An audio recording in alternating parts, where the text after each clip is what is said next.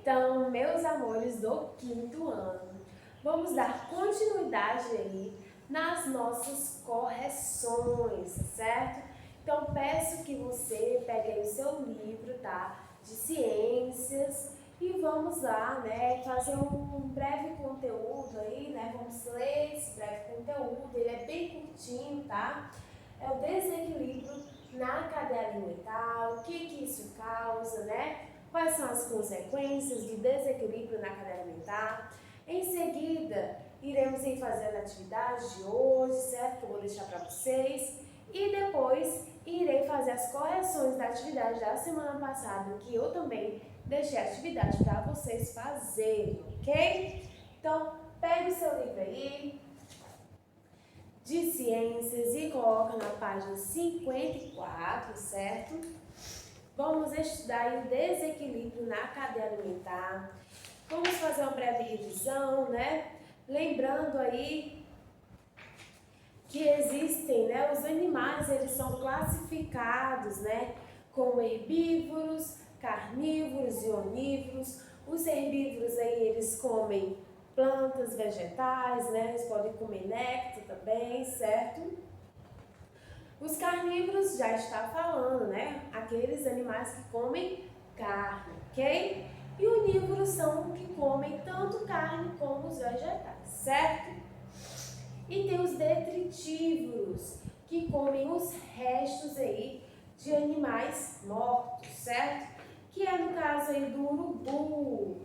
O urubu que come restos de animais mortos, tá certo? A cadeia alimentar, né, ela aí tem a sua adaptação nos seres vivos, no meio ambiente, né, que se encontra. Muitas espécies aí comem umas às outras para poder manter o equilíbrio da cadeia alimentar, certo? É todo um ciclo que tem, né, da matéria, da energia, né, que ocorre entre os seres vivos, certo? E essa passagem de energia, né, que se inicia na planta e termina com a decomposição dos seres mortos, né? Então, o produtor, né, aí uma cadeia alimentar é formada por 3 componentes: produtor, consumidor e decompositor, certo? O produtor é aquele, né, que são os vegetais, certo?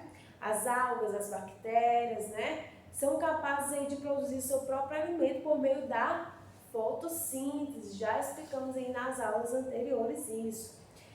Então, os produtores aí, vamos dizer, é o primeiro alimento, né, para aquele animal herbívoro, certo? Como não são capazes de produzir seu próprio alimento e por isso consomem outros seres vivos, os animais são chamados de consumidores, tá? Aí tem o primeiro consumidor, o segundo, o terceiro e assim por diante, dependendo aí da cadeia alimentar do animal, certo? Entre os consumidores está os herbívoros, os carnívoros, né? Temos os onívoros, certo? E os decompositores. Aí tem um ciclozinho, né? Aqui na página 53, temos um ciclo. O ratinho vai lá e come o milho, certo? A cobra, como ela já não come vegetais, ela come o quê? Carne, então ela vai comer o ratinho, certo? A cobra aí, ela acaba morrendo, entrando em decomposição, né? Formando aí outros vegetais, certo? Então, isso acontece por meio de cada ciclo de cada animal, tá bom? Desequilíbrio na cadeia alimentar, agora na página 54, vamos lá começar. Na natureza, há um equilíbrio entre os vários tipos de produtores, consumidores e decompositores. Mas esse ciclo ele pode ser prejudicado caso ocorra alguma interferência humana ou natural. É o que chamamos de desequilíbrio ecológico. Observe o exemplo. Olha o primeiro exemplo que tem. Temos aí um mar, né? Vamos dizer que é o rio, tá? temos vários peixinhos. Aí tem um cano saindo água suja e poluindo o rio. E aí, com o tempo, essa água suja vai aumentando e vai ficar só 3 peixinhos. Então, a população do mar, que são os peixes, né, já ficou aí, já sofreu uma consequência, né? Que foi o quê? A água poluída, a água suja acabou afetando aqueles animais e eles morreram, certo? As plantas aquáticas, né, proliferaram porque os peixes menores, que eram seus predadores, sumiram, né? E como eles eram o alimento das espécies maiores, eles também foram desaparecendo, diminuindo a oferta de peixe no ambiente. Então, os peixinhos pequenos, eles comiam quem? Eles comiam aí as plantas. Como não tem mais peixe pequeno, as plantas começaram a crescer, né? E aí, os peixes grandes, como eles comem os peixes pequenos, né? Começaram a sumir também. Por isso, não tem mais nada, certo? As plantas aquáticas proliferaram, né? Porque os peixes menores sumiram, desapareceram por causa da poluição da água, certo?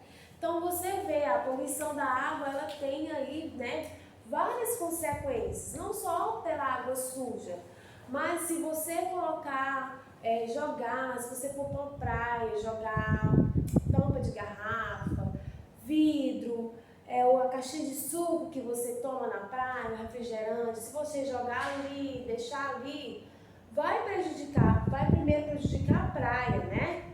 A praia vai ficar suja, não vai ficar legal para outras pessoas virem. Então temos que pensar aí, não só na gente, mas também nos outros, tá certo?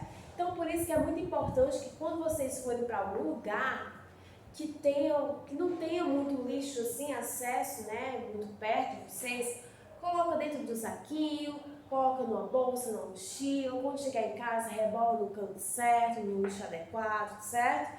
Para não poder sujar. Nós temos que ter consciência disso, certo? Para não afetar a cadeia, né, a cadeia dos animais, a cadeia alimentar dos animais, certo? E não só isso, né? No livro aí do 5º ano, né? Do livro do 4º ano, quer dizer, que foi uma aula que eu acabei de dar, falando sobre também isso aqui, né? Sobre a cadeia alimentar, como é que funciona, quais são as consequências. E aí tinha uma imagem assim, tinha um homem com uma arma apontando para o gavião. Na outra cena, tinha ele matando os gaviões e na próxima cena tinha 2 cobras e ele assim, ó. Por quê? O que foi que aconteceu? Quem come as cobras são os gaviões, né? Ele matou o gavião. Se eu tô matando o gavião, as cobras... Quem vai comer as cobras? Ninguém, né? Então as cobras, elas vão crescer, certo? E se elas vão crescer... Como é que vai fazer para a cadeia alimentar ficar corretinha? Bom? Então, não é porque o animal que vai comer o outro é triste. É triste, né? A gente vendo assim, tem muitos documentários de animais. Se eu procurar um bem legal, eu vou deixar aí um link de vocês, tá? No grupo do WhatsApp, para vocês verem como é que acontece esse processo de cadeia alimentar, certo? Mas é assim que os animais sobrevivem. É um comendo os outros, né? Vamos dizer assim, para poder sobreviver, para se manter, certo? Então, é nessa forma, tá? Para poder manter o equilíbrio. Porque presta atenção, se o gavião não comer a cobra vai crescer ainda mais, né? Vai ter muitas cobras. E aí, o que vai fazer? Vai ficar repleto de cobras e não vai ter um equilíbrio, certo? Então tem que ter um equilíbrio. Então é muito importante que aconteça todo esse processo aí da cadeia alimentar, tá bom? Então, já explicado aí todo o conteúdo, né? A gente revisou um pouquinho o que eu falei na aula passada. O desequilíbrio na cadeia alimentar, né? Nós podemos aí tanto prejudicar os animais aquáticos como os terrestres, terrestre, certo? Então, meus amores, a mensagem que eu deixo aqui para vocês é que vocês tenham consciência, tenham cuidado, certo?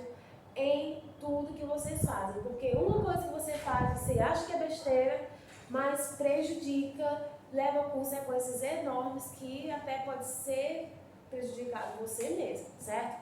Então vamos nos atentar, vamos nos conscientizar para isso, certo? Então vamos voltar aí para a página 54, vocês vão fazer o que na primeira questão?